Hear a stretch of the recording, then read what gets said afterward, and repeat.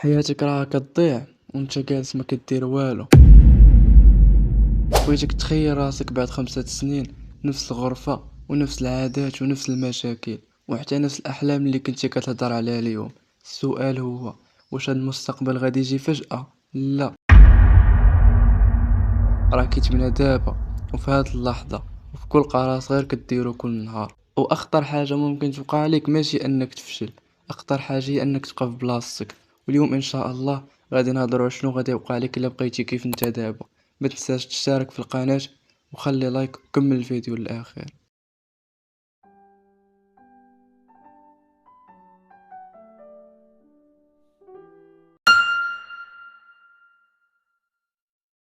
معظم الناس كيقولوا غادي نبدا من نهار الاثنين او غادي نبدا الشهر الجاي او ملي تحسن الظروف ديالي، ولكن الحقيقة هي ان الحياة ما كتبدلش بالنيات، كتبدل بالافعال. كل نهار كتأجل فيه قرار مهم راك كتختار مستقبل معين حتى الا ما حسيتيش بذلك.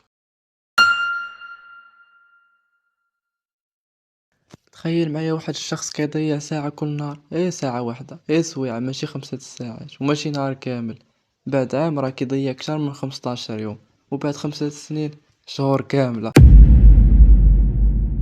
دابا تخيل العكس، شخص كيقرا 20 دقيقة أو كيدير رياضة 20 دقيقة أو كيتعلم شي مهارة جديدة. الفرق ما كيبانش في الأول، ولكن مع الوقت كيولي هائل. الحياة كتبدل بالعادات الصغيرة ماشي بالقرارات الكبيرة.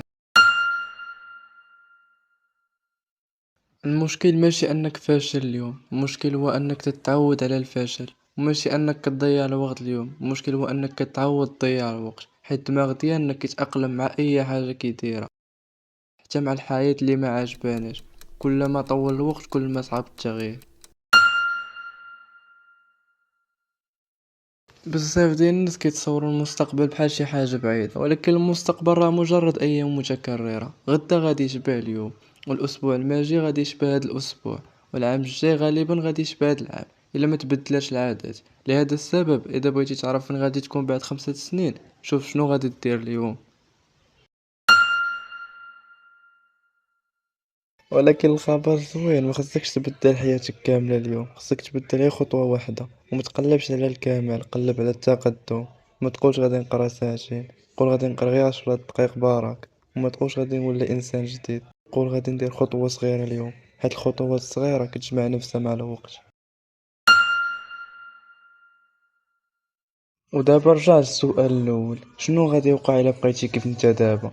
الجواب بسيط وسهل، غادي تحصل على نفس النتائج، حيت نفس الافعال كتخلق نفس الحياة. ولكن اذا بديتي اليوم ولو بخطوة صغيرة، فبعد سنوات تقدر تشكر راسك على القرار اللي خديتي دابا. السؤال ماشي شنو بغيت نكون بعد 5 سنين، السؤال الحقيقي هو شنو غادي دير اليوم باش توصل لداك الشخص اللي بغيتي تكون. اذا عجبك الفيديو اشترك في قناة خدم عقلك، وخلي كل فيديو يكون خطوة جديدة نحو نسخة أفضل من نفسك. تهلا.